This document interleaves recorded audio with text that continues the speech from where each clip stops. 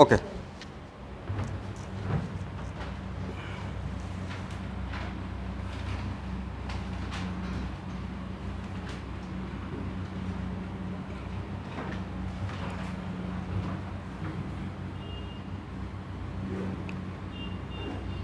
Parallelogram का क्या property होता है? अपोजिट साइड पैरेलल होता है। ए है साइड लेंथ ए, तो अगर ए है तो इसका भी ए रहेगा, और ए है बी तो इसका भी क्या रहेगा, और ए इक्वल टू बी। मैं स्पेशल केस बना दिया हूँ। इफ ए इक्वल टू, ऐसा हो सकता है ए इक्वल टू बी, एग्री, और ए एंगल अल्फा है और ए एंगल बीटा है, तो इस एंगल को अल्टरनेट एंगल बोलते हैं। ए बीटा रहेगा तो ए भी बीटा रहेगा। दो पैरेलल लाइन को कोई लाइन इंटरसेक्ट करता है, this angle is called what, alternate angle. और ए अल्फा है तो ए भी क्या रहेगा, अल्फा रहेगा। और मेरा ट्रायंगल का नाम है A B C and D. तो क्या इस कंडीशन के साथ क्या बोल सकते हैं कि triangle A B C isosceles triangle है? ए बी सी कैसा ट्रायंगल है? लिखना भी है, आइसोसेलेस ट्रायंगल है। बोलिए what is the property of isosceles triangle? Two sides are equal, और उसके सामने का एंगल भी इक्वल, उसके सामने का भी एंगल क्या रहता है? देखिए ट्रायंगल का प्रॉपर्टी होता है, ध्यान से देखना है स्टूडेंट। ए अगर अल्फा है, ए अगर बीटा है और एक गामा है, राइट। और अगर इसको ए बोलते हैं, इसको बी बोलते हैं, सी बोलते हैं, और अगर मैंने बोल दिया ए ग्रेटर बी ग्रेटर सी, तो बड़े साइड के सामने का एंगल बड़ा होता है। बड़े साइड के सामने का एंगल, तो इस कंडीशन के साथ सबसे बड़ा एंगल कौन रहेगा? गामा, उसके बाद बीटा, और सबसे छोटा कौन रहेगा? अल्फा। ये आप जानते हैं, लेकिन सामने ये दोनों साइड अगर इक्वल हो गया तो क्या बोल सकते हैं? Alpha equal to beta, alpha equal to beta. तो अल्फा इक्वल टू बीटा हो गया, एग्री। किस प्रॉपर्टी से? Isosceles triangle. फिर और ए अल्फा माने थे तो ए क्या था? बीटा। तो क्या आप बोल सकते हैं कि alpha equal to beta? A angle और ए एंगल क्या हो गया? इक्वल हो गया। बोलिए मैं क्या सिखाने की कोशिश कर रहा होगा? वैसा कोई भी पैरेललोग्राम जिसका साइड का लेंथ अगर इक्वल है तो डायगोनल उन दोनों बीच का एंगल का एंगल बाइसेक्टर रहता है। क्या मैंने सही बोला? वैसा कोई भी पैरेललोग्राम जिसका साइड का लेंथ इक्वल है तो जो डायगोनल बनेगा वो डायगोनल जिस एंगल को बाइसेक्ट करेगा वह इक्वल डिवाइड पार्ट में करेगा। अनइक्वल या इक्वल? लिख लीजिए लाइन नीचे। If side length of parallelogram are equal, पहले डायग्राम बनाइए, जितना बात मैंने लिखा है सब लिखिए, ये भी लिखिए, ये भी लिखिए।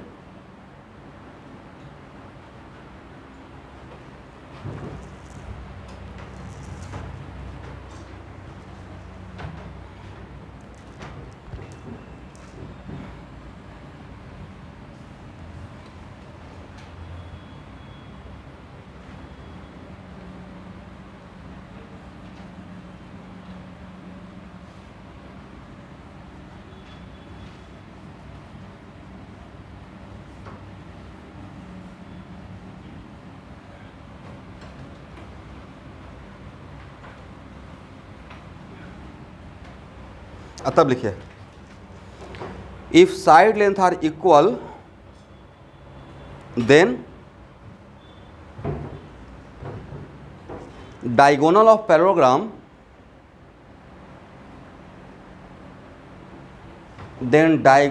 Parallelogram passing through angle bisector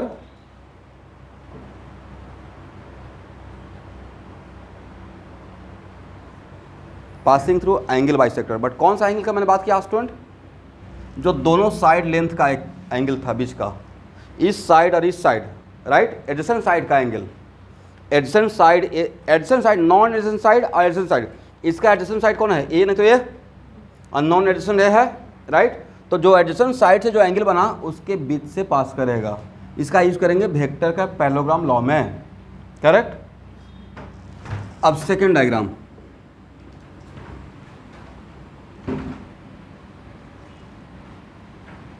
ए है ए है बी, यहाँ पे मेंशन कर दिया ए ग्रेटर देन बी, ए ग्रेटर देन बी, ए है अल्फा और ए है बीटा, करेक्ट है। अगर ये बीटा है तो क्या इसको भी बीटा बोल सकते हैं? बोल सकते हैं। अब बताइए, अभी जस्ट एक ट्रायंगल का कॉन्सेप्ट दिया था और ट्रायंगल ए बी सी में कॉन्सेंट्रेट करना है। क्या बोल सकते हैं कि ए के सामने का ट्रायंगल ए बी सी में, ट्रायंगल ए बी सी में ए साइड ए का सामने का एंगल कौन है? बीटा। और साइड ए है बी, तो ए भी क्या है? बी।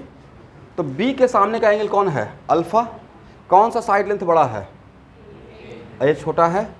तो यहाँ से क्या बोल सकते हैं? Beta greater than alpha, beta greater than, एक मिनट, अब इन दो, इस पैराग्राम का डायगोनल है ए डायगोनल किसके तरफ ज़्यादा इंक्लाइंड है, किसके तरफ ज़्यादा क्लोज है? तो यहाँ से क्या समझे कि सर अगर अनइक्वल लेंथ का पैराग्राम है तो जिस साइड का लेंथ बड़ा रहेगा डायगोनल उसके पास रहेगा, उससे ज़्यादा क्लोज रहेगा, क्योंकि एंगल छोटा है, करेक्ट। और जिसका साइड लेंथ कम रहेगा उससे डायगोनल दूर रहेगा, उससे एंगल बड़ा बनाएगा। क्या इसको अपने लैंग्वेज में लिख सकते हो जो मैंने सिखाया? मैंने क्या सिखाया कि वैसा पैरेललोग्राम, राइट, जिसमें साइड लेंथ इक्वल नहीं है, तो जिसका साइड लेंथ बड़ा रहेगा पैरेललोग्राम उससे ज़्यादा क्लोज रहेगा, और जिसका साइड लेंथ छोटा रहेगा उससे पैरेललोग्राम दूर रहेगा, करेक्ट है। ये हम लोग को प्रोजेक्टर में चाहिए होगा, एक कॉन्सेप्ट लिख लीजिए। मैं लिखवाता हूँ। इफ पैरेललोग्राम बनाइएगा student, not rectangle, parallelogram looks like parallelogram. If parallelogram having unequal side length, if parallelogram having unequal side length, then diagonal of parallelogram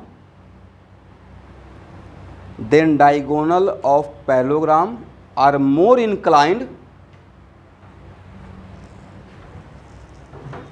towards the side, whose length are greater. More incline मतलब angle बड़ा या छोटा? More incline का मतलब angle छोटा, correct है। इतना बोलना काफ़ी हो जाएगा।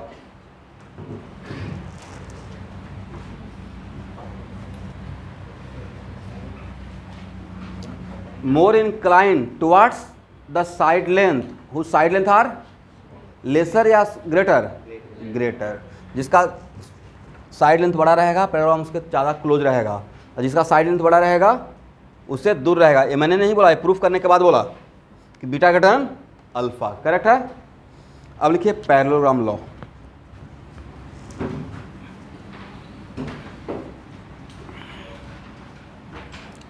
अच्छा स्टूडेंट, आप लोग को ये भी बताना है, ये दोनों लाइन पैरेलल है और ए 60 है, करेक्ट।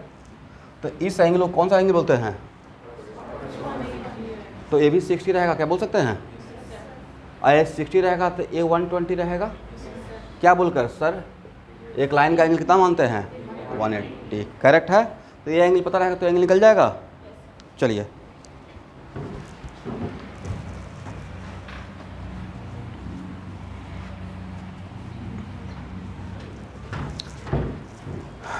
एग्ज़ाम में एक लाइन का डिफरेंशन भी आ सकता है कि write down the law of parallelogram, तो उसके लिए मैथमेटिकल कैलकुलेशन तो हम लोग करेंगे ही। लिखिए तो, if two given vector parallelogram law, heading रहेगा parallelogram law. If two given vector A and B are represented by, if two given vector A and B are represented by two adjacent side of a parallelogram are represented by two adjacent side of a parallelogram, then resultant of this two vector, resultant का मतलब addition, resultant का मतलब addition, resultant of this two given vector,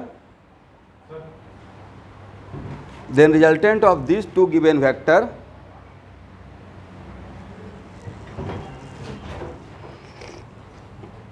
are represented by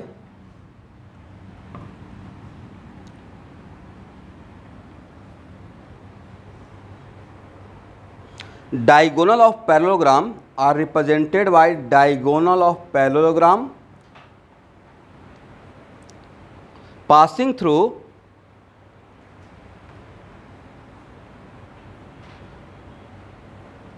point of intersection of those adjacent side, passing through point of intersection of those adjacent side,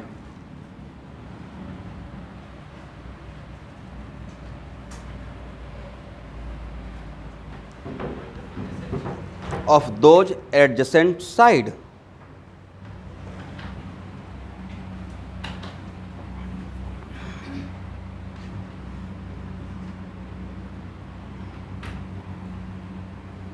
चलिए difference, और ये बार बार नहीं बोलूँगा कि दो वेक्टर को तभी जोड़ सकते हैं जब दोनों सेम टाइप का रहेगा, ये ऑब्वियस सी बात है कि पहला ही पॉइंट है कंडीशन का, वेक्टर का कंडीशन, राइट। तो मान लेते हैं कि दो वेक्टर है, तो पैरेललोग्राम लॉ लगाने के लिए क्या बोला गया है कि अगर वेक्टर ए और वेक्टर बी क्या बनाएंगे, two adjacent side of parallelogram, two adjacent side of parallelogram, और किसी वेक्टर को पैरेलली शिफ्ट करता हो, वेक्टर विल नॉट चेंज। तो मान लेते हैं कि ए को पैरेलल शिफ्ट करके ऐसे पहले पैरेललोग्राम बना लेते हैं, तो अगर ए है तो ए भी क्या रहेगा, ए, और इसको भी कर लेंगे, ए क्या बन जाएगा, बी, करेक्ट है। तो रिजल्टेंट का कौन सा एरो रिजल्टेंट को रिप्रेजेंट करेगा, तो resultant of this two vector passing through what, point of intersection, point of,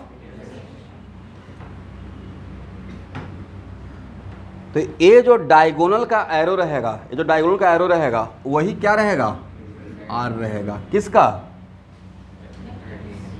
vector A and B का। ये डायग्राम से इसका मैथमेटिकल कैलकुलेशन करेंगे, ठीक है, डायग्राम बनेगा।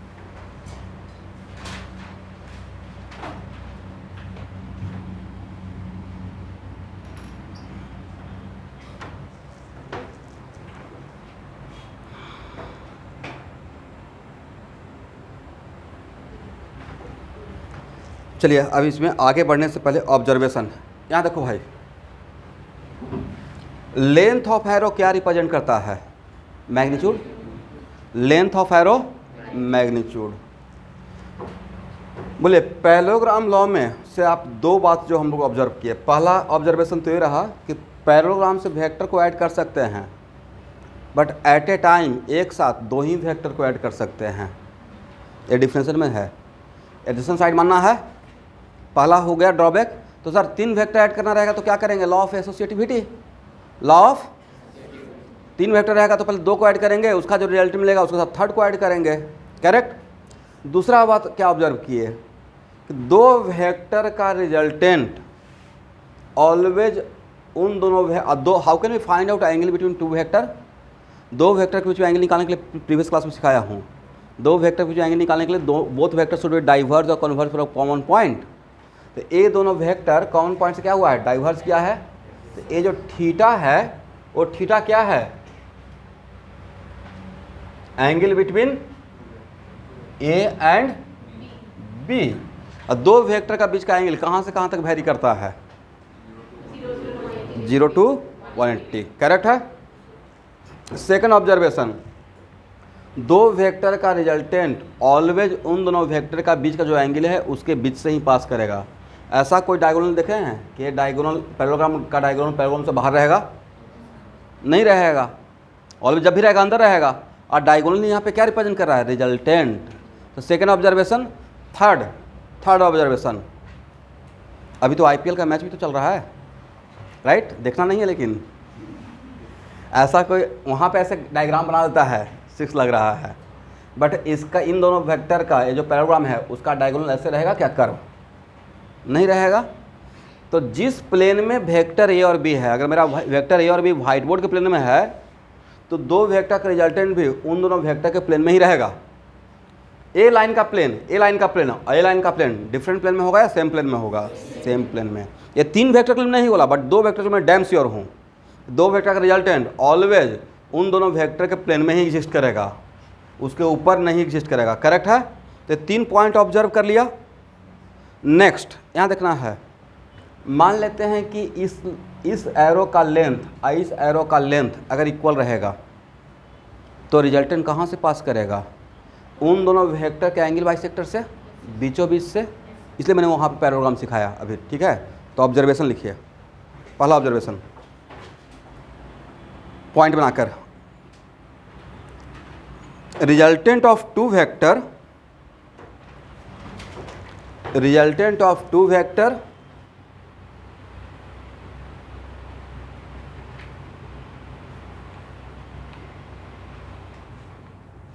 इसको बंद, बहुत आवाज कर रहा है।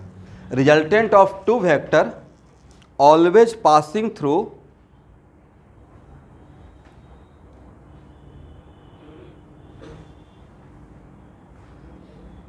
Angle between this two vector, उन दोनों वेक्टर के बाहर से पास करेगा या उसके बीच से पास करेगा? पासिंग थ्रू समवेयर, ऐसे ही ज़्यादा सेंटेंस अच्छा बनेगा, somewhere between, angle between A and B. पहला पॉइंट हो गया। सेकेंड पॉइंट फिर से मैं रिपीट कर रहा हूँ, resultant of two vector always passing through somewhere angle between this two vector. Correct है? समवेयर इसलिए क्योंकि मुझे नहीं पता है कि इसका ए और बी का साइड लेंथ इक्वल है या नहीं है। Right? Second point, by applying parallelogram law at a time maximum two vector can be added. By applying parallelogram law at a time maximum two vector can be added.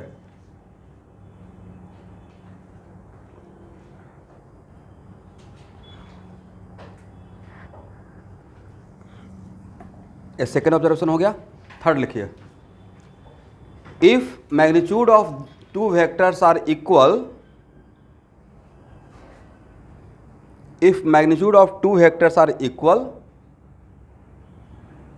then resultant of these two vector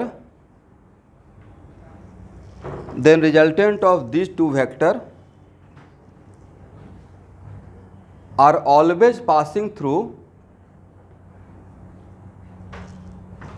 angle bisector of these two vector, are always passing through angle bisector of these two vector. Correct? Passing through angle bisector of these two vector.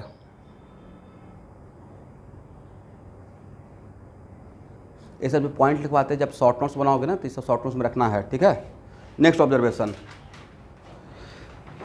Resultant of two vector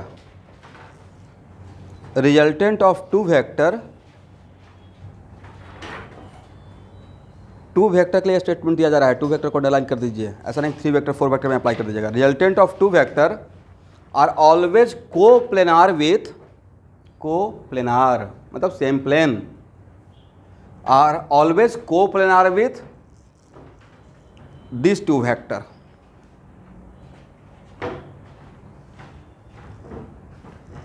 दो vector का resultant always उसी plane में होगा जिस plane में already vector A और B है। याद रहेगा? चलिए,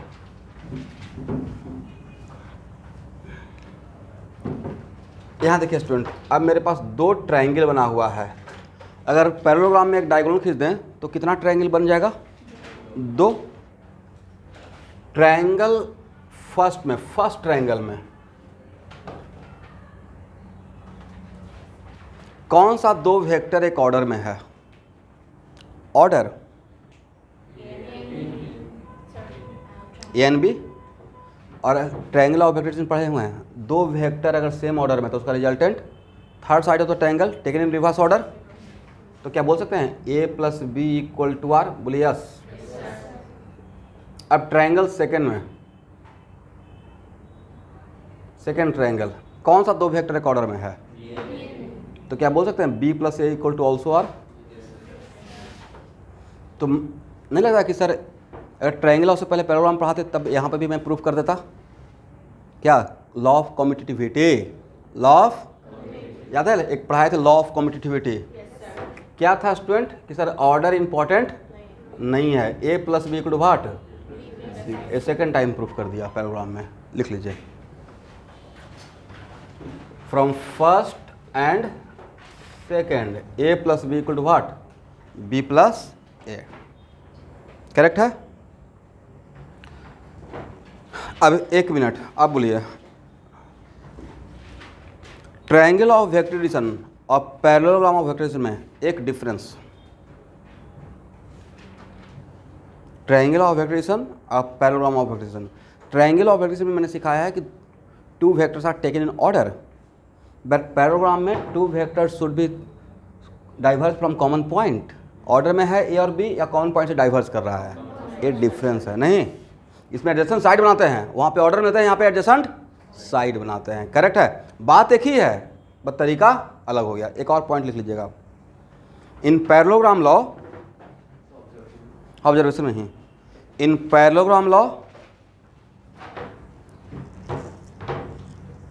to vectors should be diverse from common point.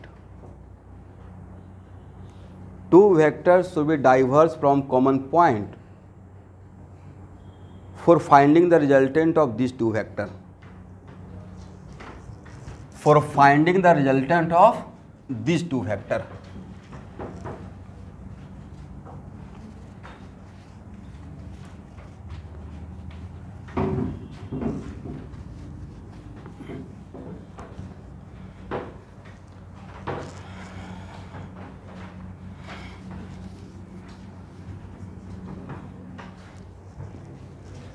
For finding the resultant of these two vector. अब हेडिंग बनाइए student, magnitude of resultant.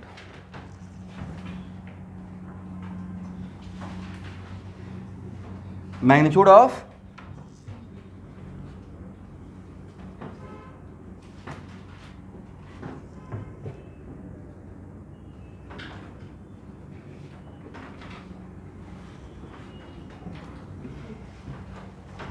Correct. अच्छा स्टूडेंट ये बताइए तो मैग्नीट्यूड ऑफ रिजल्टेंट का मतलब मैं आपसे क्या जानना चाह रहा हूँ? Length of R, length of, और लेंथ का मतलब मॉडुलस ऑफ आर, और मॉडुलस ऑफ आर का मतलब ए प्लस बी का मॉडुलस, ए प्लस, और ए दिया रहेगा। ए क्या है sir? Magnitude of A. Modulus लगाने का मतलब वो बन गया लेंथ, सिर्फ डायरेक्शन खत्म कर देते हैं। मैग्नीट्यूड का मतलब उसमें डायरेक्शन हटा दिए। करेक्ट है? और बी का मतलब क्या है? मॉडुलस ऑफ बी का मतलब सिर्फ ओनली मैग्नीट्यूड, और मैग्नीट्यूड का मतलब सिर्फ लेंथ। सिर्फ क्या है? लेंथ। तो आपको ए दिया हुआ है, इसका मैग्नीट्यूड और इसका मैग्नीट्यूड दिया हुआ है, और थीटा इज ऑल्सो गिवन, ए भी दिया रहेगा, थीटा इज ऑल्सो गिवन। तो मेरे पास नोन है इसका लेंथ और इसका लेंथ, अब फाइंड आउट करना है, और थीटा पता है, अब फाइंड करना है इस डायगोनल का लेंथ, डायगोनल का लेंथ पता करना है। करेक्ट है? Triangle A B C and D, triangle A B C में फोकस कीजिए।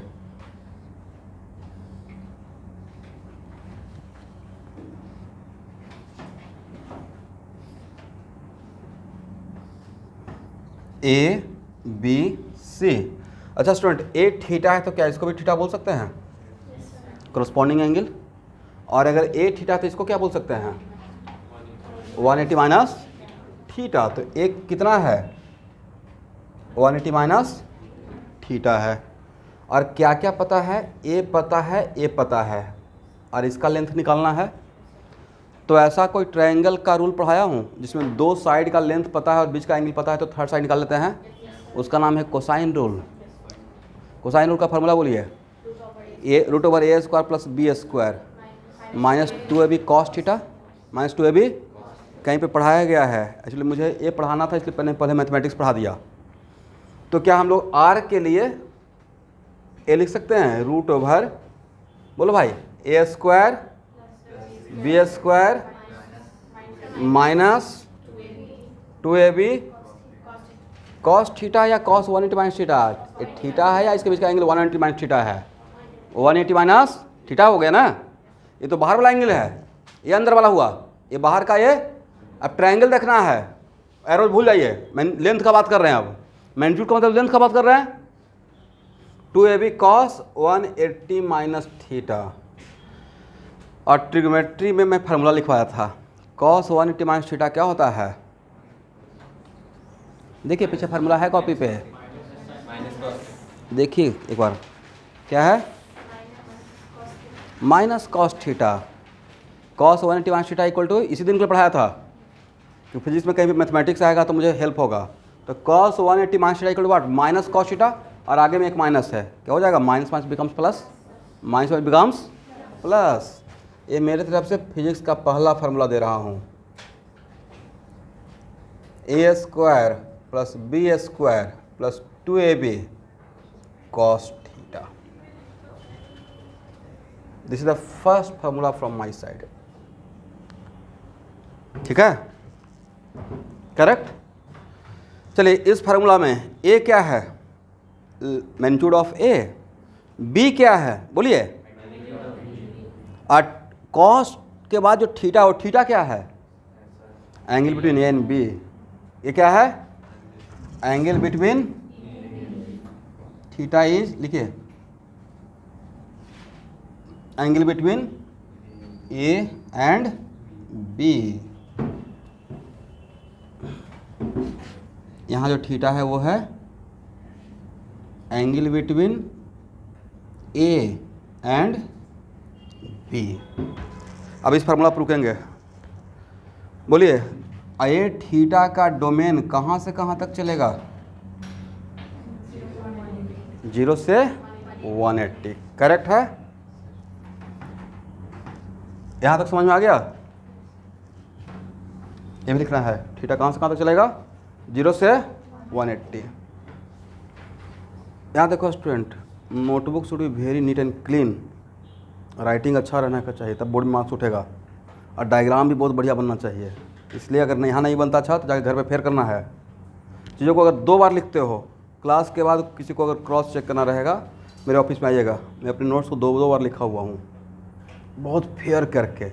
सेकंड टाइम लिख देते तो खैर स्कूल शुरू होता इतना टाइम नहीं मिलेगा, बट अगर लिखते हो, अगर टाइम है तो पूरा क्लासरूम मूवी की तरह घूम जाएगा, और एक एक बात यहाँ पे आ जाएगा, याद हो जाएगा, और वही चाहिए एग्जाम में फास्ट होने के लिए, ठीक है। और नहीं है तो क्लास में ही बहुत बढ़िया से लिखिए, एक एक बात लिखिए। चलिए देखिए, तो कॉस का ग्राफ कहीं पे पढ़ाया हूँ,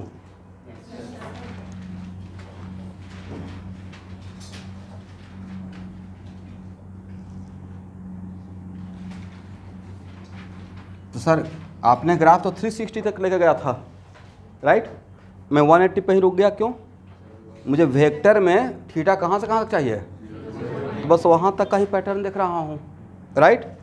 और 0 से 180 के बीच में यहाँ पे रहता है क्या, +1, यहाँ पे क्या रहता है, अच्छा स्टूडेंट देखिए, तो 0 से 180 के बीच में कॉस का वैल्यू बढ़ रहा है या कंटिन्यूसली घट रहा है, घट रहा है, राइट।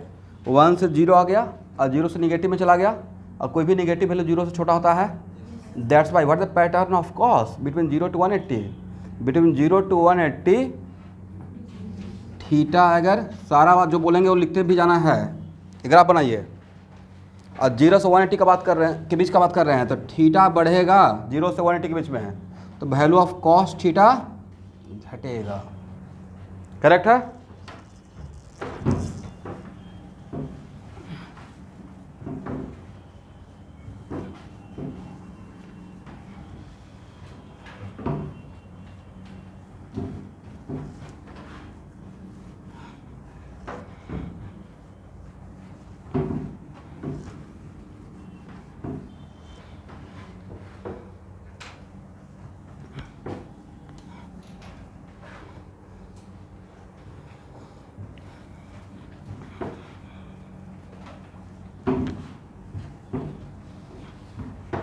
अब यहाँ देखना है,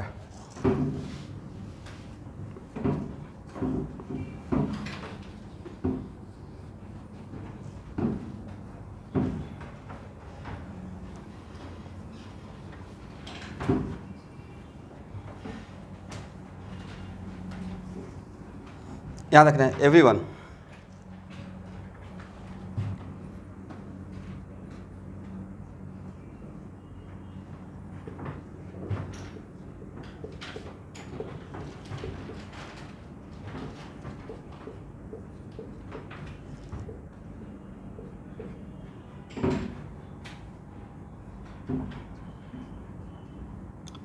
मैंने क्या बोला आपसे, for given value of A and B, मतलब ए और बी क्या मैग्नीट्यूड दे दिया हूँ और आपको एक फ्रीडम दी है,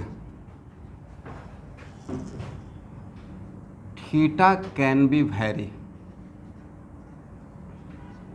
मतलब आपको फ्रीडम दिया कि थीटा को आप वेरी कर सकते हो। मतलब ऐसे सोचे घड़ी का 2 सुई निडल, राइट, तो आप इसके यहाँ पे स्क्रू लगा हुआ है, आप इसको रोटेट कर सकते हो, एंगल बड़ा छोटा कर सकते हो, बट लेंथ बड़ा छोटा नहीं कर सकते हैं, मैंने फिक्स कर दिया, राइट। अब तब आपसे पूछा जाएगा कि इन दोनों वेक्टर का रिजल्टेंट का मैक्सिमम वैल्यू क्या रहेगा। तो यहाँ देखिए सर, इसमें आपने बोला कि ए और बी का लेंथ को फिक्स कर दिए हैं और सिर्फ थीटा वेरिएबल है, मतलब सिर्फ ए टर्म वेरिएबल है, करेक्ट। और ए क्या है पॉजिटिव, ए भी क्या है पॉजिटिव, मैग्नीट्यूड ऑलवेज पॉजिटिव।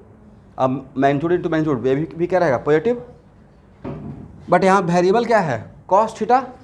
तो जहाँ पे कॉस थीटा का वैल्यू मैक्सिमम रहेगा वहाँ पे रिजल्टेंट का मैग्नीट्यूड मैक्सिमम रहेगा, और जहाँ पे मिनिमम रहेगा वहाँ पर रिजल्टेंट का मैग्नीट्यूड क्या रहेगा, मिनिमम रहेगा। तो बोलो भाई एक ग्राफ को देखना और बताइए थीटा क्या लेंगे कि मैक्सिमम मैग्नीट्यूड मिलेगा 0, अब मिनिमम क्या रहेगा 180 पे रहेगा, करेक्ट है।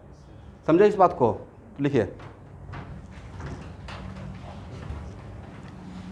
मतलब यहाँ पे मैंने इस कंडीशन के लिए कि मैं ए और बी के लेंथ को फिक्स कर रहा हूँ और थीटा, अगर थीटा वेरी कर रहे हैं, और तब पूछेंगे मैक्सिमम मैग्नीट्यूड क्या होगा, मैक्सिमम मैग्नीट्यूड थीटा को वेरी करते हुए कब होगा, तो आर का maximum magnitude when theta equal to what 0 कितना होगा student, A square plus B square plus 2ab cos 0 1, cos 0 1 रहेगा तो रूट ओवर ए स्क्वायर अब प्लस बी स्क्वायर अब plus what 2ab, how much root over A plus B का whole square, क्या रहेगा ए plus B रहेगा, सही है।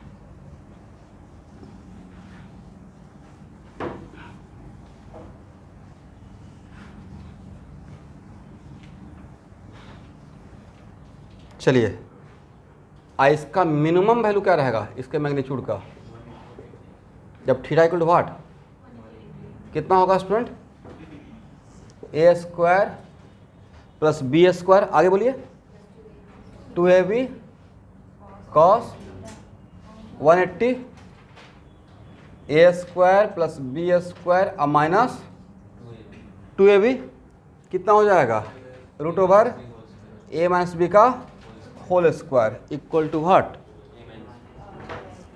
इक्वल टू, तो बाहर क्या लिखे हैं बोलिए, क्या लिखे हैं स्टूडेंट, ए माइनस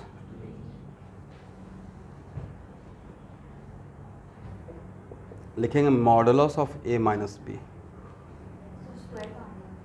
हाँ वही मैं बता रहा हूँ, ये स्क्वायर तो ख़त्म हो गया।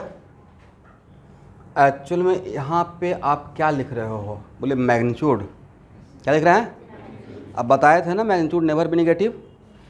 मान लेते हैं आपने ए माइनस बी लिखा और ए का वैल्यू छोटा और बी का वैल्यू बड़ा हो गया, ए का वैल्यू छोटा बी का वैल्यू तो नेगेटिव हो गया, और रूट के अंदर से नेगेटिव नहीं निकालते हैं रियल नंबर में, करेक्ट। दैट्स वाई यहाँ पे जब लिखेंगे तो ए माइनस बी ये आपने को बचाते हुए modulus of A minus B, modulus of A minus B, modulus of A minus B लिखेंगे तो बचे रहेंगे।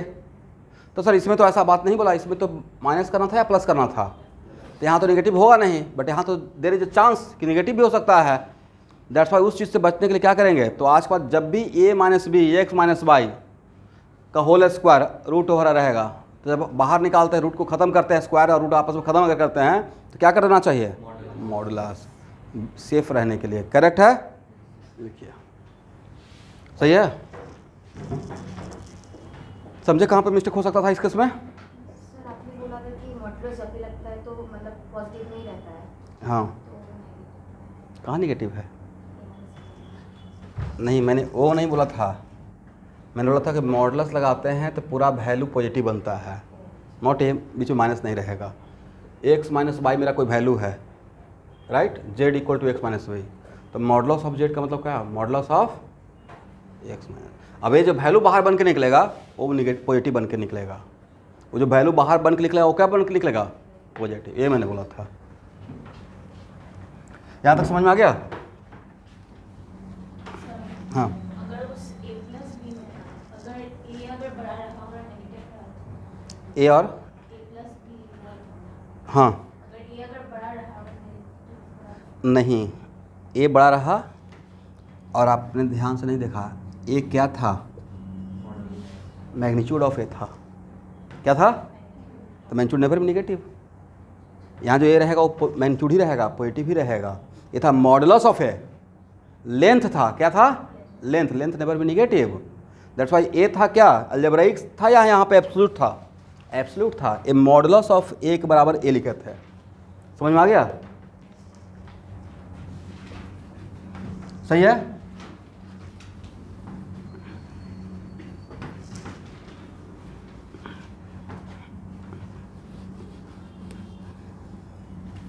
ओके स्टूडेंट, बोलिए किसी भी वेक्टर का फिर से डिफिनेशन बोलिए। वैसा क्वांटिटी जिसका क्या हो, मैग्नीट्यूड भी और दोनों में से कोई एक ही चीज़ बताए हो, मतलब इन्फॉर्मेशन 50% दिए हो, तो हम लोग क्या निकालने जा रहे हैं, resultant of A and B, resultant of A and B मतलब ए प्लस बी, करेक्ट। और दो वेक्टर का resultant is also a vector.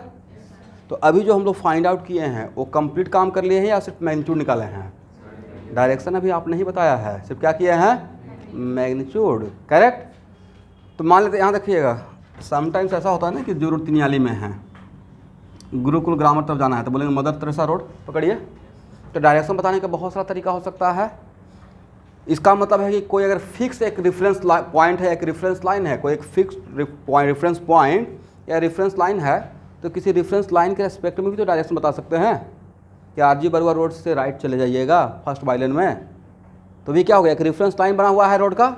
वैसे ही इसका डायरेक्शन क्या यहाँ पे फाइंड आउट करें कि इसका डायरेक्शन, चूँकि मुझे इसका ये पता है, ये वो था गिवन, यहाँ देखना भाई लिखना भी, ये गिवन वेक्टर था, ये भी क्या है, गिवन वेक्टर का मतलब इसका मैग्नीट्यूड और डायरेक्शन दोनों नोन है। वेक्टर गिवन है का मतलब क्या, इसका सारा बात पता है, मैग्नीट्यूड भी और डायरेक्शन भी। तो अगर मैं इस रिजल्टेंट का इसके साथ अगर एंगल बता देता हूँ, क्या बताते हैं, एंगल, तब तो इसका डायरेक्शन पता चल जाएगा कि वेक्टर ए से इतना एंगल पर रिजल्टेंट है। तो आप बोले सर इसके साथ भी तो बता सकते हैं, बिल्कुल बता सकते हैं। तो वेक्टर ए या वेक्टर बी के साथ इस रिजल्टेंट का अगर एंगल बता दें तो मेरा डायरेक्शन भी हो जाएगा। डायरेक्शन बताने का अलग अलग तरीका है, एक तरीका है तो पैरेललोग्राम लॉ में, कौन सा लॉ में, आज के बाद पैरेललोग्राम लॉ में रिजल्टेंट का डायरेक्शन बताने के लिए जो दो वेक्टर दिया रहेगा उसके साथ एंगल बताते हैं। फिजिक्स में अलग अलग जगह पे अलग अलग तरीका रहेगा, लेकिन पैरेललोग्राम लॉ में रिजल्टेंट का डायरेक्शन बताने का तरीका क्या रहेगा, बोलिए, जो दो वेक्टर दिया रहेगा उसके साथ किसी एक वेक्टर के साथ एंगल बता देंगे, तो वही उसका क्या कहलाएगा, डायरेक्शन का रिफरेंस, करेक्ट है। ऐसे बताएंगे कि resultant angle between resultant and vector A is alpha, इतना बोलने का मतलब मैं इसका डायरेक्शन बता दिया।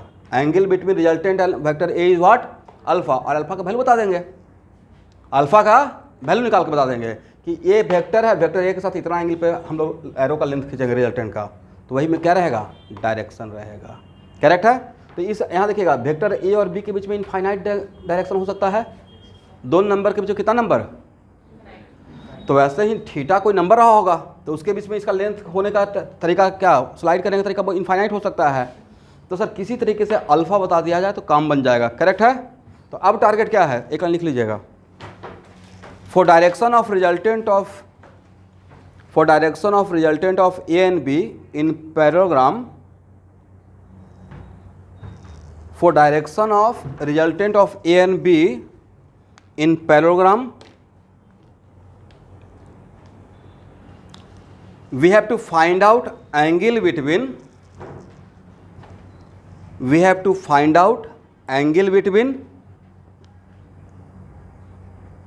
resultant and any of the vector. We have to find out angle between resultant and any one of the vector.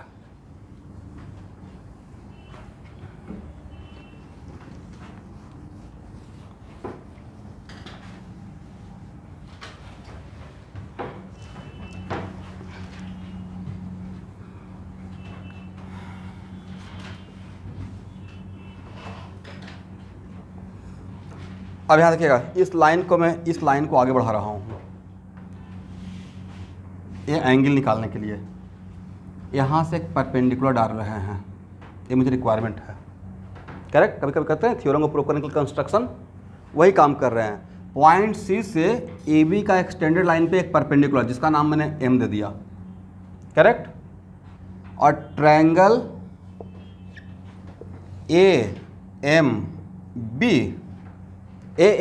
Triangle A M C कैसा triangle बन जाएगा, right angle triangle A M C. Correct है, और ये हो गया alpha. क्या हो गया, tan अल्फा के लिए क्या लिखते हैं, परपेंडिकुलर बाई बेस। तो tan अल्फा इक्वल टू लिख सकते हैं cm बाई am। तो अगर cm पता कर लें और am पता कर लें तो tan अल्फा निकल जाएगा, और tan अल्फा निकल जाएगा तो अल्फा निकल जाएगा, tan अल्फा निकलेगा तो अल्फा निकल जाएगा। तो मेरा टारगेट क्या है, cm का वैल्यू निकालना और am का वैल्यू निकालना। यहाँ तक आइए, ये डायग्राम बनाइए, ये डायग्राम बनाइए, जो मेन कंस्ट्रक्शन है उसी में से परपेंडिकुलर डालिए।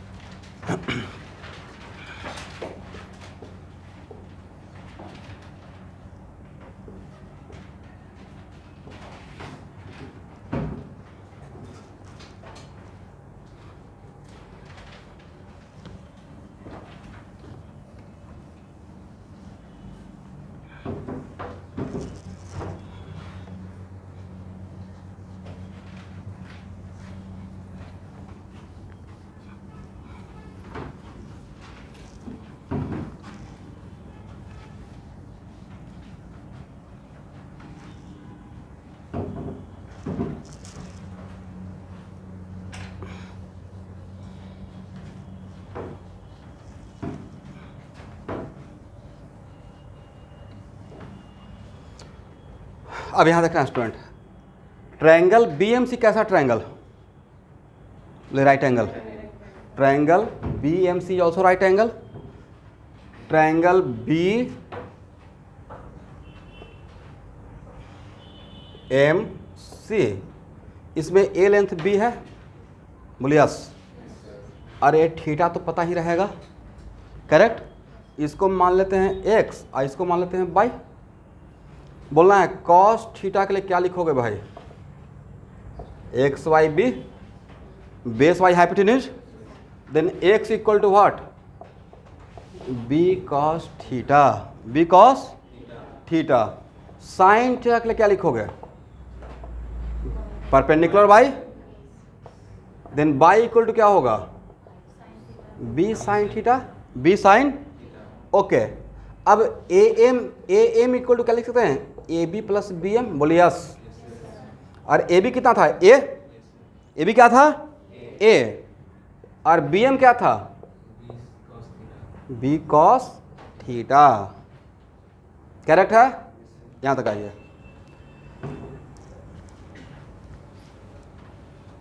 अब बोलो भाई, CM क्या था, बाई ना, ध्यान से देखिए तो CM मेरा क्या है, बाई। अब इसमें वैल्यू पुट करना है, tan अल्फा इक्वल टू क्या लिख सकते हैं, इसके बदले क्या लिख सकते हैं, बाई। अब बाई के बदले कितना लिख सकते हैं, b साइन थीटा, बाई के बदले b साइन थीटा। तो b साइन थीटा और डिवाइडेड बाय क्या लिखें? ए प्लस बी कॉस थीटा। ये हो गया मेरी तरफ से फिजिक्स का दूसरा फार्मूला। तो अब हम लोग के पास कंप्लीट इन्फॉर्मेशन आ गया। दो वेक्टर का रिजल्टेंट का मैग्नीट्यूड पैराग्राम से a² plus b² plus 2ab cos theta, और डायरेक्शन बताने के लिए क्या निकालना रहेगा? Angle between resultant and any one of the vector. तो this is the angle between what? पढ़िए वहाँ देखिए और पढ़िए। Alpha is the angle between resultant and vector A, resultant and vector A, correct है। और हम लोग अपने टाइम पे ऐसे इसको रटते थे, रटने का तरीका, टेक्निक, यहाँ पे जो अगर ए टर्म है, जो जिसके पास वैसा टर्म जिसके पास ना ही साइन है ना ही कॉस है, वो नीचे में है, इसको हाइड करने से टैन आता है। बोले यस। हाइड करने से क्या आएगा? जिससे कन्फ्यूजन इस बात में होगा, ऊपर साइन में साइन था या नीचे कॉस था। तो जिसके पास कुछ भी नहीं था वो नीचे रहता है, उसको हाइड करने से क्या आ जाता है? टैन। तो टैन आने ऊपर साइन था, नीचे कॉस। मतलब ये मैं आप खुद के लिए ऐसे रटा हुआ रहता हूँ कि ए रहेगा, तो याद रहेगा। ये सेकंड फार्मूला था, करेक्ट है।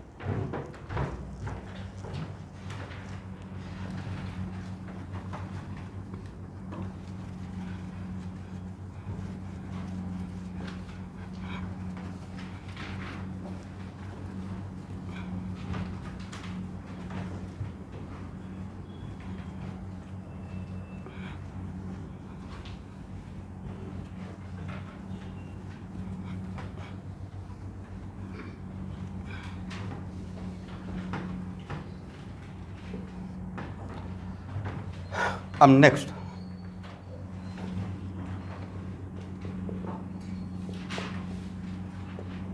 स्पेशल केस, यहाँ देखिएगा। If A equal to B, बोलिए अगर दो वेक्टर है, दोनों का मैग्नीट्यूड इक्वल है, तो मैंने क्या बोला था? दोनों वेक्टर का रिजल्टेंट कहाँ से पास करना चाहिए? Angle bisector. किसके angle bisector? Of this two vector. तो if A equal to B, तब हम लोग tan अल्फ़ा निकाल के देखते हैं। तो tan alpha equal to B sine theta और डिवाइड बाई ए के बदले बी लिख दें। इस केस के लिए B plus B cos theta, मैंने ए के बदले बी लिख दिया यहाँ पे इस कंडीशन के लिए, और बी आपस में क्या हो गया? कैंसल, करेक्ट है। तो tan अल्फ़ा इक्वल टू क्या लिखेंगे? Sine theta divide by 1 plus, यहाँ तक आइए सब लोग, कुछ प्रूफ करना है।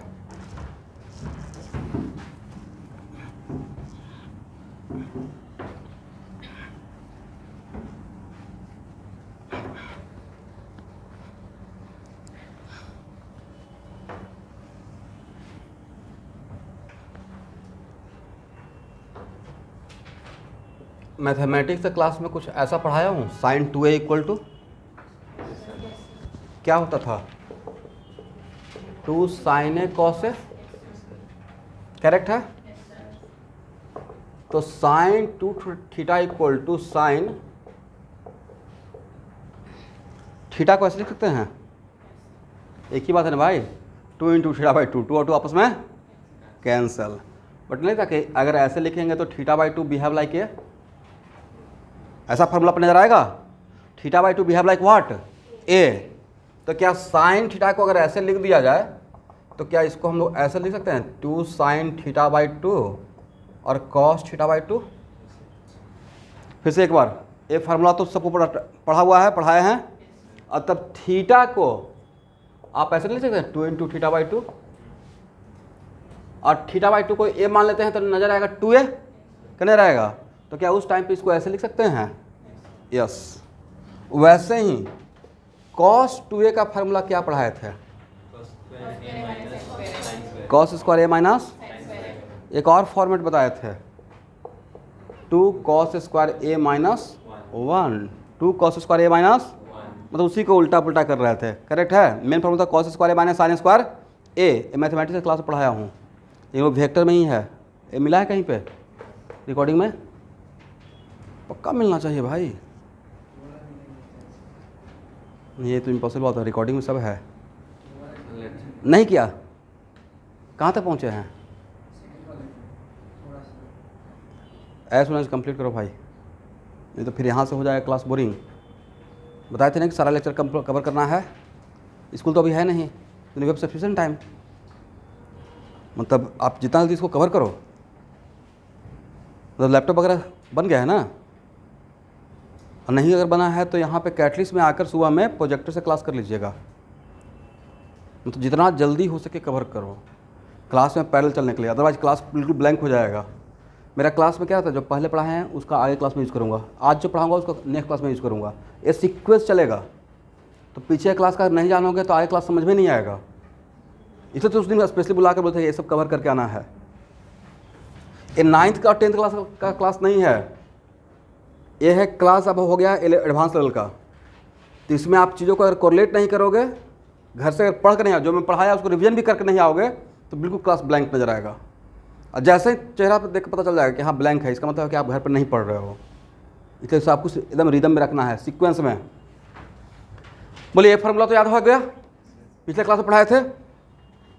अब कॉस थीटा को क्या ऐसे लिख सकते हैं, कॉस 2 इंटू थीटा बाई 2। और यहाँ पे ए का काम कौन करेगा, थीटा बाई 2। तो क्या इसको ऐसे लिख सकते हैं, 2 cos square theta by 2 minus 1। लिखिए, जो भी यहाँ से यहाँ तक मैंने समझाया और कैसे इसको मैंने इसके बदले ए कैसे लिखा वो यहाँ से गाइड किया, और इसके बदले ए कैसे लिखा वो यहाँ से समझाया, राइट। और यहाँ पे ए का काम कौन कर रहा था, थीटा बाई 2। ए का काम कौन कर रहा था, थीटा बाई 2। अतः मैं इस फार्मूला का एडवांटेज उठाया। तो अब यहाँ पे क्या बचा हुआ है, यहाँ देखिए साइन थीटा के बदले tan alpha equal to sine theta by 1 plus cos theta. तो tan alpha equal to sine theta के बदले क्या लिख सकते हैं, 2 sine theta by 2 cos theta by 2। क्या यहाँ तक सही है स्टूडेंट। और 1 प्लस कॉस थीटा के बदले क्या लिख सकते हैं, वहाँ देखिए तो 2 cos square theta by 2 minus plus 1 minus 1 cancel कर दें, कैंसिल हो गया। ऊपर में क्या बचा, 2 sine theta by 2 cos theta by 2, और नीचे क्या बचा, 2 से 2 कैंसिल कर दें। तो अब क्या बचेगा, tan alpha equal to sine theta by 2, पढ़िए, और divided by cos square theta by cos theta by 2। अगर कोई पूछेगा कॉस थीटा और कॉस स्क्वायर थीटा क्या कैंसिल होकर लिख सकते हैं, 1 बाई कॉस थीटा। वैसे ही कॉस थीटा बाई 2 और cos square by theta cancel कर दें, तो नीचे में क्या बचेगा, 1 कॉस थीटा बाई 2। ऊपर में क्या बचा हुआ है, तो अब बोलो भाई tan अल्फा इक्वल टू क्या हो गया, वेरी गुड। और sign theta by cos theta क्या होता है, tan थीटा। क्या होता है, तो tan alpha equal to what, और दोनों में तो tan ही है, तो अल्फा इक्वल टू लिख सकते हैं थीटा बाई 2। ये मैथमेटिकल प्रूफ दिया किस बात का, कि अगर a इक्वल टू बी रहेगा तो अल्फा का वैल्यू थीटा का आधा रहेगा, एंगल बाइसेक्टर्स। जो मैं स्टेटमेंट लिखाया था उसका क्या था, ये मैथमेटिकल प्रूफ।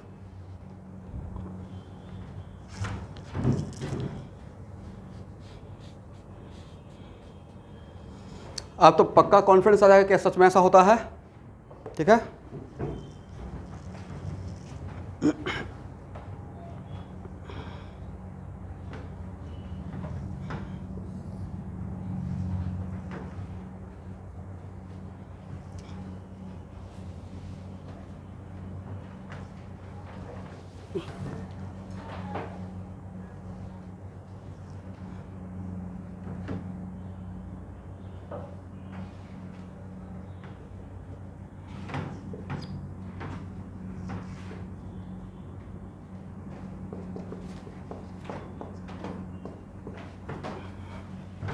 एक किसके लिए हुआ है, अगर a इक्वल टू क्या रहेगा, b रहेगा, तो जो एंगल बनेगा रिजल्टेंट और किसी वेक्टर के साथ वो बिल्कुल पूरा जो एंगल था थीटा उसका आधा रहेगा।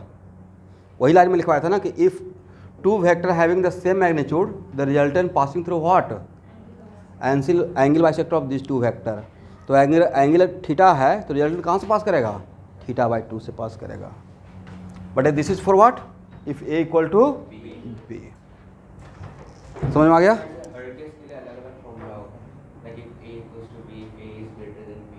नहीं, ए ग्रेटर देन बी के लिए नहीं ये बात बोलेंगे। ए ग्रेटर देन बी के लिए बात मैंने बोल दिया कि अगर ए ग्रेटर देन बी रहेगा, यहाँ देखना है ये मैंने पैरेललोग्राम में सिखा चुका कि अगर इसका साइड लेंथ बड़ा रहेगा तो रिजल्टेंट इसकी तरफ ज़्यादा इंक्लाइन रहेगा। तो ए एंगल छोटा रहेगा, ए एंगल, तो उसके लिए कुछ प्रूफ नहीं करने का रिक्वायरमेंट है। उसको ट्रायंगल का 9th क्लास का कॉन्सेप्ट मैंने प्रूफ कर दिया। बट ए हम लोग कर सकते थे जितना मैं भी मैथमेटिक्स मैंने सीखा था। अब फार्मूला तो मिलेगा ही, अब जैसा मिलेगा जो फार्मूला पढ़ा रहे हैं मतलब वही आपका सिलेबस का पार्ट है। तो इसको अब आज के बाद ऑब्जर्व करना है। ठीक है, हो गया यहाँ तक?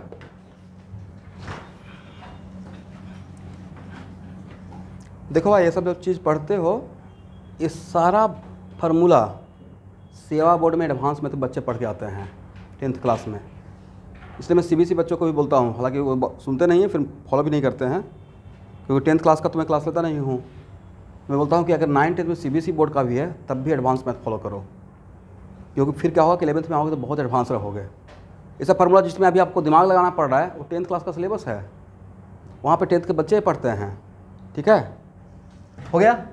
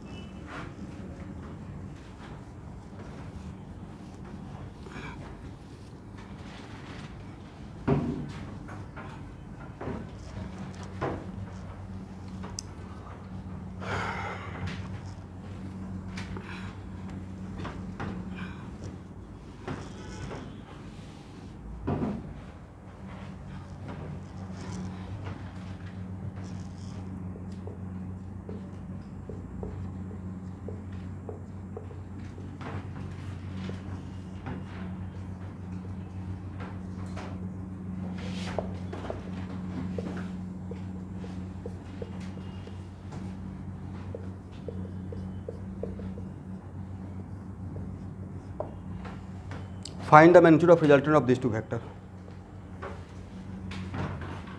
Find the magnitude of resultant of, मतलब मुझे A चाहिए वैल्यू।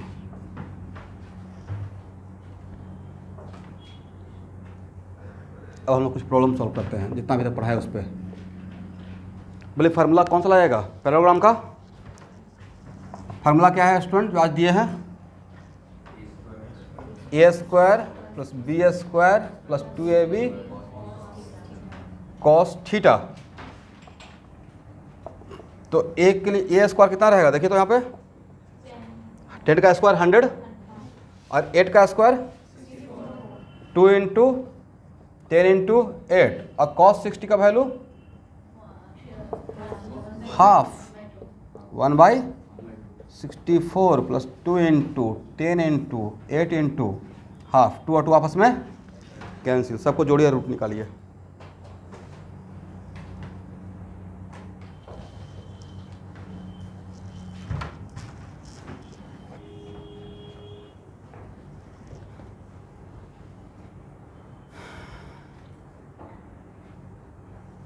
कितना हो जाएगा? 180 प्लस 64 4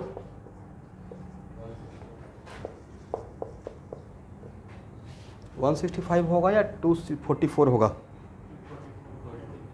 और 244 का रूट निकाल लीजिएगा। रूट निकालने आता है सबको? तो रूट निकालना है। ये क्या रहेगा? मैग्नीट्यूड का वैल्यू क्या रहेगा? बट आप रिजल्टेंट का कंप्लीट इन्फॉर्मेशन दिए हैं या 50%? सिर्फ मैग्नीट्यूड बताया है। तो डायरेक्शन बताने के लिए क्या करना है? एंगल निकालेंगे। तो मान लें और ए रिजल्टेंट, ये है मेरा रिजल्टेंट, राइट? और ये क्या है? अल्फ़ा। तो बोलिए tan अल्फ़ा का फार्मूला क्या था?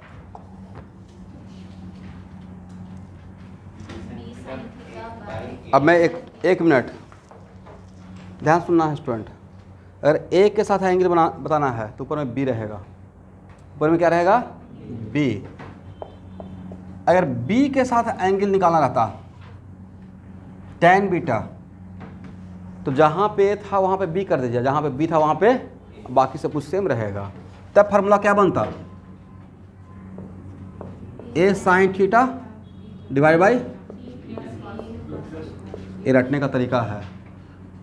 और एंगल बताना है ए के साथ तो ऊपर में क्या रहेगा बी, और एंगल बताना है बी के साथ तो ऊपर में क्या रहेगा ए।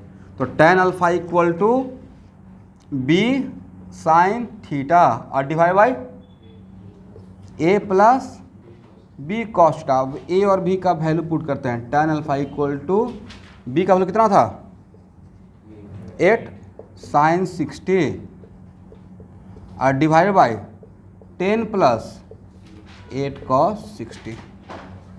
साइन 60 का वैल्यू कितना होता है √3/2 और कॉस 60 का हाफ। वैल्यू पुट कीजिए और ये वैल्यू बताइए फास्ट।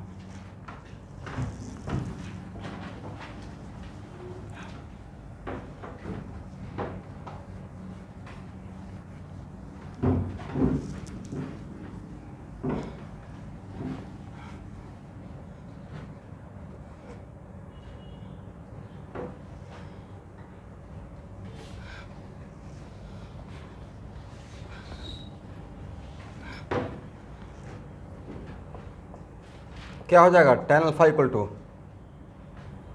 8 इंटू √3/2 और divide by 10 plus 4 how much 4√3 और डिवाइड बाई 14। तो tan अल्फा इक्वल टू 2√3/। चलिए, ऐसा वैल्यू का एंगल आप जानते हो क्या? मुझे भी नहीं पता कि एंगल क्या है। तो बहुत 100 में टाइम्स ऐसा भी मिलेगा। हम लोग एंगल जानते हैं 10 का, लेकिन बहुत स्टैंडर्ड एंगल का किसका 0, 30, 45, 60 और अब 75 भी निकाल लेंगे ए प्लस बी का फार्मूला से 90। लेकिन उससे बड़ा भी निकालेंगे तो जिसमें लगा सकते हैं फार्मूला उसी का निकालेंगे। बट जहाँ पे एंगल नहीं पता रहेगा वहाँ पे एंगल बताने का तरीका है ऐसे लिखना है tan alpha equal to this. Angle नहीं पता है तो अल्फ़ा इक्वल टू ऐसे लिखा जाता है tan इनवर्स। एक तरीका, एक नया बात सीखे। वैसा वैल्यू जिसका एंगल नहीं पता है अब फिर भी एंगल का आंसर देना है तो कैसे देना है ऐसे। तो यहाँ पे अल्फ़ा इक्वल टू इधर क्या लेके चले जाइएगा tan और ऊपर में क्या पढ़िएगा, पढ़िए इसको -1 मत बोलिएगा, इन्वर्स tan इन्वर्स 2√3/7। इसको इन्वर्स पढ़ा जाता है। क्या पढ़ा जाता है एवरीवन? इन्वर्स। तो वैसा कोई वैल्यू जिसका एंगल नहीं पता है तो उसमें सपोज कीजिए साइन थीटा इक्वल टू 0.33 है, इसका एंगल नहीं पता रहेगा आपको तो थीटा इक्वल टू क्या पढ़िएगा साइन इन्वर्स। इतना आसान है, ठीक है। ये नहीं कि मैं उसका एंगल पूछूंगा, मुझे भी नहीं पता है तो उसको ऐसे कर देंगे।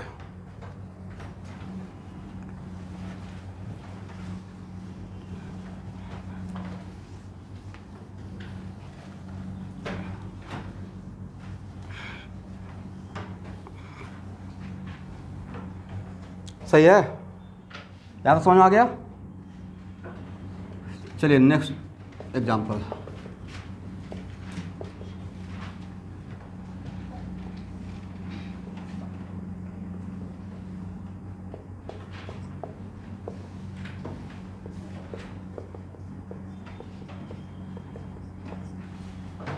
Find the resultant of A and B. Find the resultant of A and B.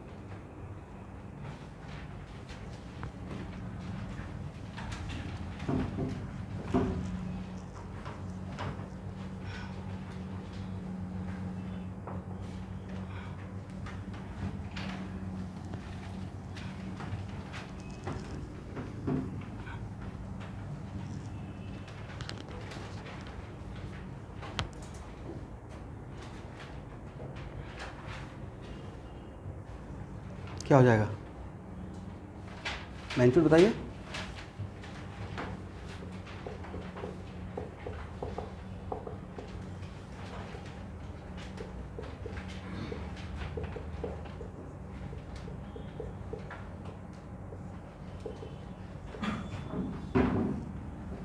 क्या लिखेंगे स्टूडेंट?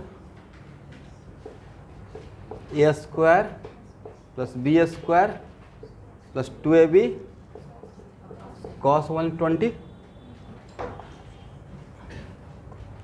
10 का स्क्वायर और 2 इंटू 10 cos 120 का वैल्यू कितना होता है? -1/2।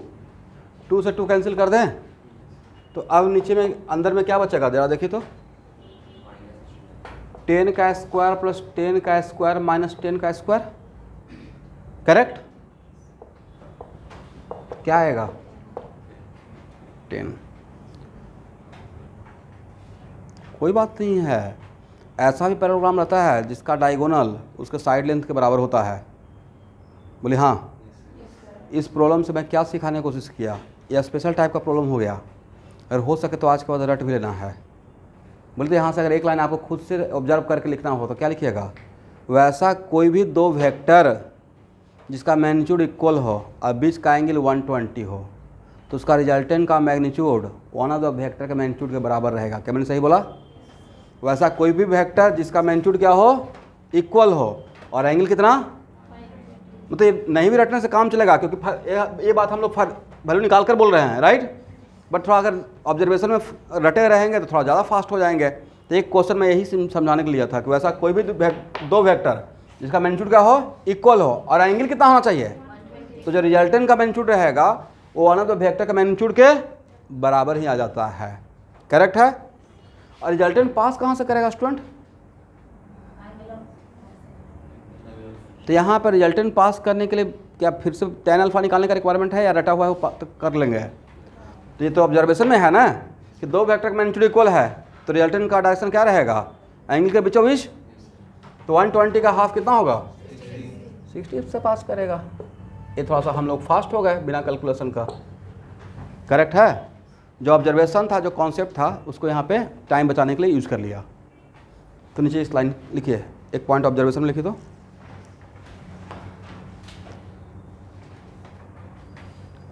इस प्रॉब्लम से मैंने क्या सीखा वो लिखवा रहा हूँ। If two vector having the same magnitude, if two vector having the same magnitude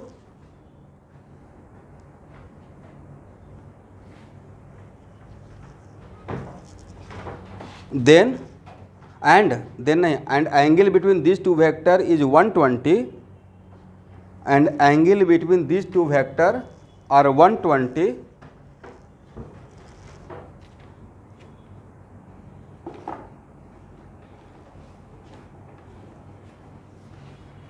then magnitude of resultant of these two vector, then magnitude of resultant of these two vector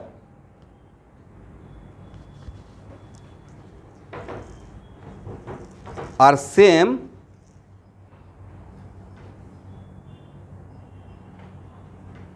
with magnitude of any one of the vector.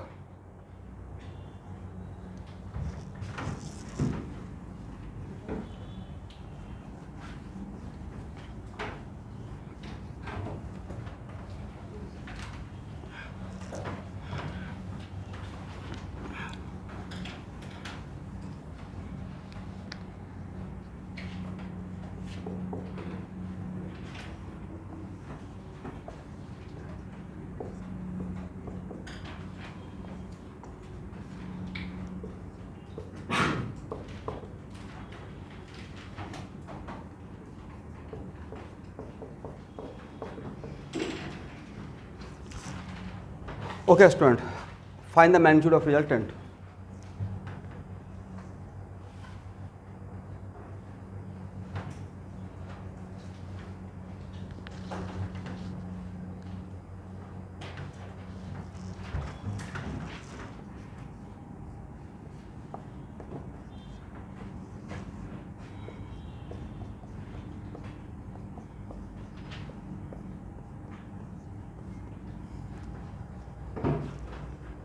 cos 90 कितना होता है?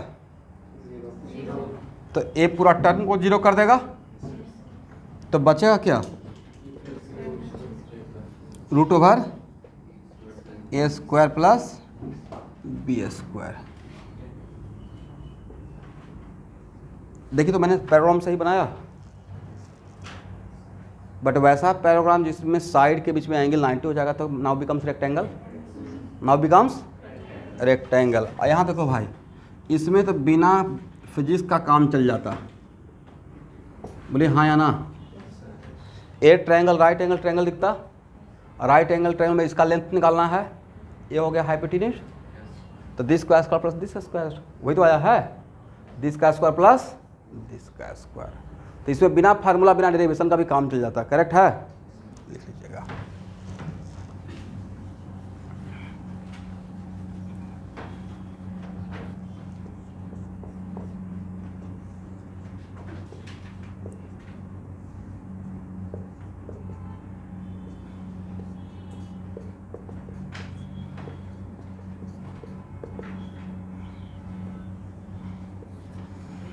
चलिए student, vector A और B के बीच का angle क्या होगा?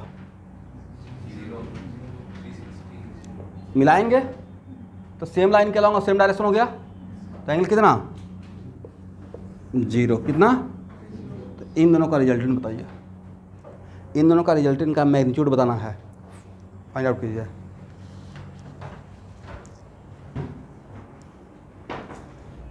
मतलब मैं आपको समस्या समझ सकता हूँ कि आप पैराग्राम नहीं बना पा रहे हो, राइट, बट फिर भी हम लोग निकाल तो सकते हैं ना वैल्यू।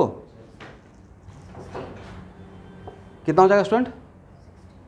कैसे? तो सर ये फार्मूला लगा रहे हैं, बोलिए फार्मूला 2 4 10 बार बोलना पड़ेगा। A square plus B square plus क्या लिखे हैं? 2ab कितना? cos 0, तो कितना हो जाएगा? रूट ओवर बोलना है बी स्क्वायर प्लस 2ab, क्या रहेगा? ए प्लस बी का होल स्क्वायर, ए प्लस बी, और ए क्या था? ए का मैग्नीट्यूड, अब बी क्या था? तो क्या 10 प्लस 6 इक्वल टू व्हाट? कुछ ऑब्जर्वेशन बोल सकते हैं इस प्रॉब्लम से, कुछ ऑब्जर्व आगे हो सकता है कि आगे मुझे काम आ जाए। मैंने ऑब्जर्व किया कि दो वेक्टर के बीच में अगर एंगल 0 रहेगा तो उसका रिजल्टेंट का मैग्नीट्यूड इंडिविजुअल वेक्टर के मैग्नीट्यूड को जोड़ने से आ जाएगा, राइट। बट ये सिर्फ किसके लिए है? जब एंगल कितना रहेगा? 0। सबके लिए या सिर्फ इसके लिए? When angle is what? 0। यहाँ देखो भाई, ऐसा नहीं कि मैं कहीं पे कुछ बात बोल रहा हूँ और वो हर जगह अप्लाई कर रहे हैं। I am not talking about कि ए प्लस बी का magnitude equal to magnitude of A plus magnitude of B. ये हो भी सकता, और हो कब सकता है? जब एंगल क्या रहेगा? 0। करेक्ट है? तो इसके लिए जब एंगल 0 था उसके लिए मैं यहाँ पे एक ऑब्जर्वेशन दिखाया, करेक्ट। बट अगर एंगल 0 नहीं रहेगा तो ऐसा हम लोग नहीं लिख सकते हैं, करेक्ट है। समझ में आ गया कि मैंने क्यों क्या बोला? यहाँ पे मैंने पहले ऑब्जर्वेशन किया कि यहाँ पे इसका रिजल्टेंट का मैग्नीट्यूड लास्ट में आया 16, तो 16 तो 10 प्लस 6 करने से आ जाता, बट ये सिर्फ कब हो आएगा? जब एंगल क्या रहेगा? 0। एक लाइन लिख लीजिए, if angle between two vector is 0 degree, if angle between two vector is 0 degree,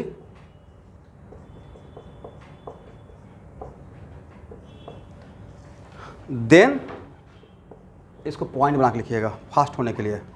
if angle between two vector is 0 degree,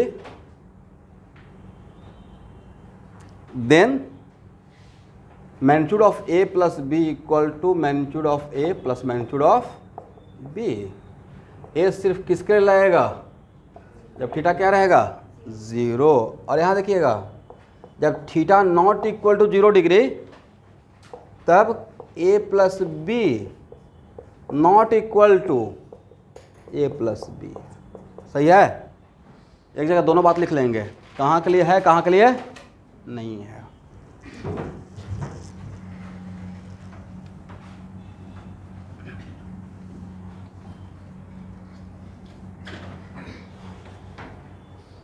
बोलिए student, triangle of vector addition का डिफिनेशन।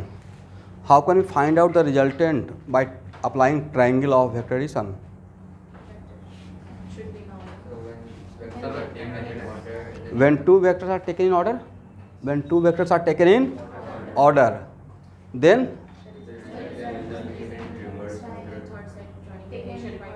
okay, polygon law का definition बोलिए। When n vectors are taken in order, then resultant only depends on initial point and final point। Initial point और final point को किससे add कर देते हैं? Arrow से। और रिजल्टेंट का हेड कहाँ रहता है? फाइनल पॉइंट पे। और टेल कहाँ रहता है? यहाँ तक तो पक्का पढ़े होंगे। दो वेक्टर को ऑर्डर, इन दोनों वेक्टर को ऑर्डर में सजाइए। तो ऑर्डर में सजाने का मतलब है कि वेक्टर ए के हेड पे वेक्टर बी का रख सकते हैं।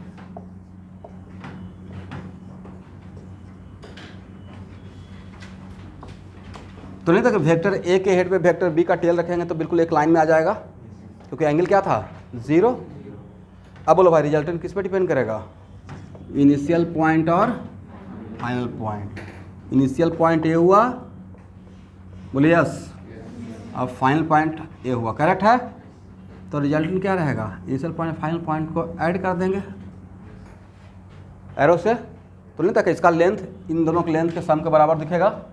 ये सेकंड प्रूफ किया मैं इस चीज़ को। किससे? कौन सा एडिशन से?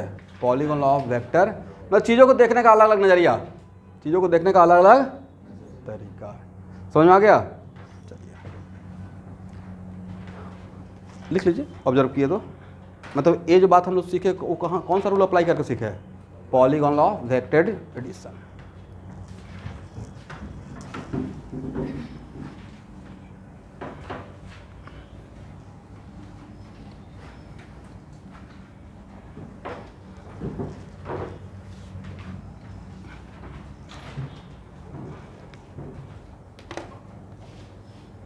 चलिए, तो आज का क्लास इतना ही। और ये क्लास 6 बजे तक जाएगा, लेकिन अभी कुछ दिन तक थोड़ा कम पढ़ाते हैं, क्योंकि ऐसे ही मुझे लगता है कि थोड़ा ज़्यादा हो जा रहा है। इसको 1 मिनट।